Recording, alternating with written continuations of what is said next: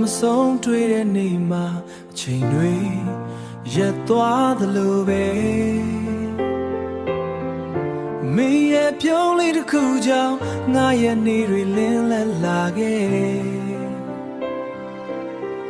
အနီးမှာရှိခဲ့ပေမဲ့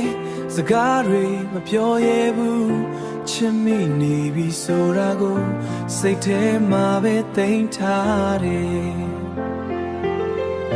နေတိုင်းမင်းကိုတွေ့ရတာငါအတွက်ပျော်ရွှင်မှု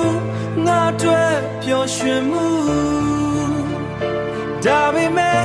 မင်းရဲ့မျက်လုံးထဲမှာငါမပါဘူးဆိုတာသိလာတယ်မင်းမသူရှိနေပြီဆိုတာကြားလိုက်တဲ့ချိန်မှာငါကဘာတစ်ခုလုံးတိတ်ဆိတ်သွားသလိုပဲ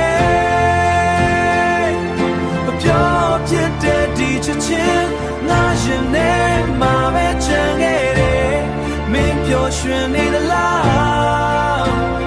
ငါလည်းနာချင်နေတယ်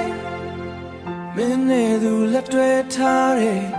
ပုံလေးတွေမြင်လိုက်တော့ငါနှလုံးသားလေးကအသက်မထွက်ပဲငိုကြွေးသွားတယ်မင်းပြောနေတာမြင်ရတာတစ်ဖက်မှာဝမ်းသာပေမဲ့ငါရဲ့အိမ်မက်တွေကတော့တိတ်တိတ်လေးပျောက်သွားတယ်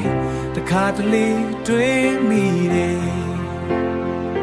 ငါစောစောပြောခဲ့ရင်မင်းရဲ့ဘဝထဲမှာငါရှိနိုင်မလားလို့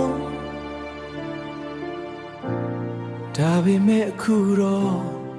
အချိန်တွေနောက်ကျသွားပြီမင်းမသူရှိနေပြီဆိုတာ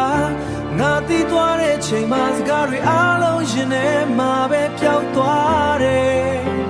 မပြောဖြစ်တဲ့ဒီချက်ချင်းမတရားဖြစ်နေပဲချန်ထားမယ်မင်းပျော်ရွှင်နေရင်